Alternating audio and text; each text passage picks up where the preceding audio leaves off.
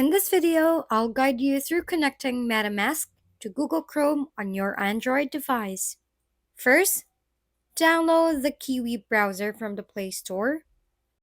Open the browser, skip the setup, then tap the three dots in the top right corner and select Extensions.